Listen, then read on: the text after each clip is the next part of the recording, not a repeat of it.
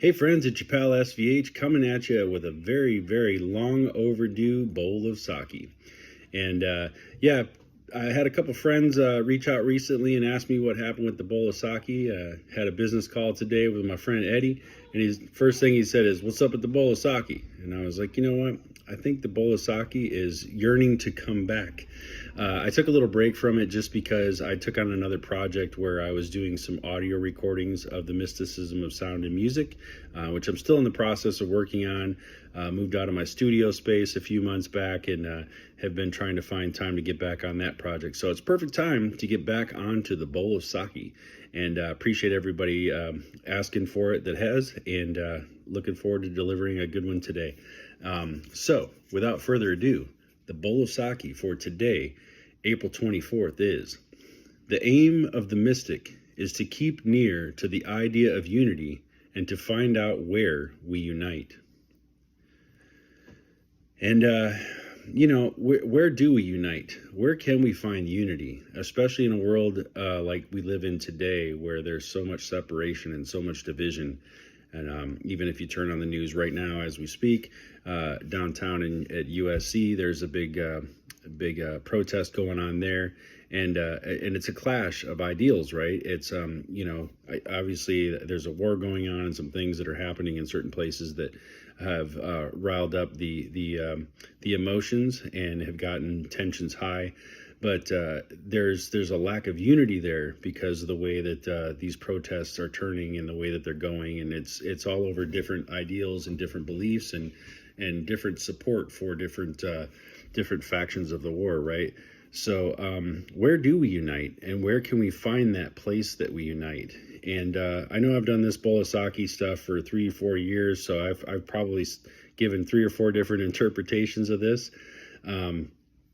But I think where we unite is where we find the place that everything is, right? We don't realize that we're all one, that we're all connected. And it's hard to fathom that, and it always seems like a paradoxical thing, and it's hard to really speak to, right? But just interestingly enough, I purchased a book today. I purchased a book that came today, and I was just flipping through the first chapter, and there's a great quote in here by the Buddhist master Kalu Rinpoche that says, "We live in illusion, the appearance of things, but there is a reality. We are that reality. When we understand this, you see that you are nothing, and being nothing, you are everything. That is all."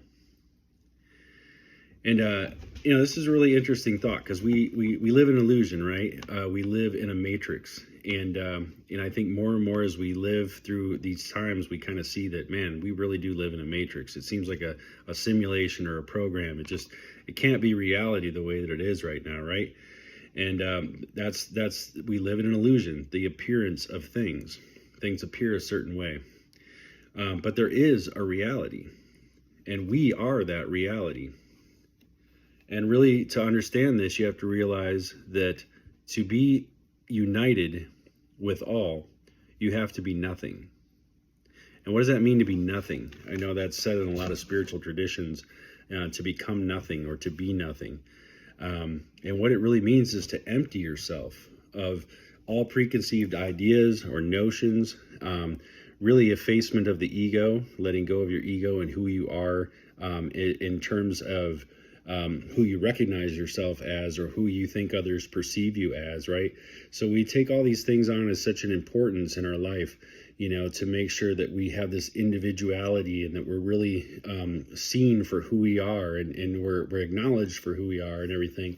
But at the same time, if you can just be nothing, if you can just empty yourself of that desire, empty yourself of that need to be seen, to be known, all those types of things in that way, then you become still, and you become calm, and you become more broad instead of just dense. You become more illuminated, you become more light, and you become more spiritual in your essence.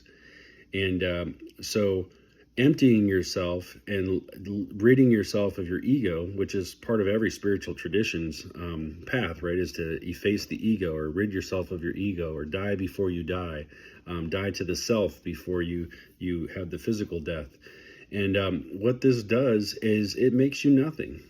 And if I could be anything in the world, anytime, I would be nothing. If I could choose to be any one thing, it would be nothing.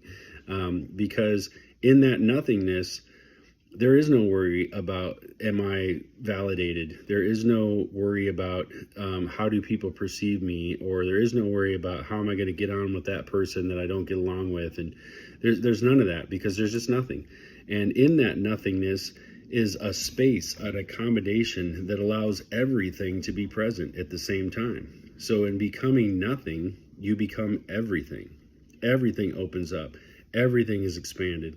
Everything becomes a possibility because you're out of the way. And now there's space for all of that to come through. So I think both of these are really great quotes for today, and really fit for the Bowl of Saki. And yeah, I think very poignant words for the time that we live in right now, and especially what's going on in the world today. And yeah, so I was glad to be prompted by my pal Eddie there to give this Bowl of Saki another go and to get things out there. So appreciate everybody taking the time to listen to the Bowl of Saki. I will certainly be back with another one in the next day or so. And I hope you all have a wonderful and blessed evening, and be safe. Take care.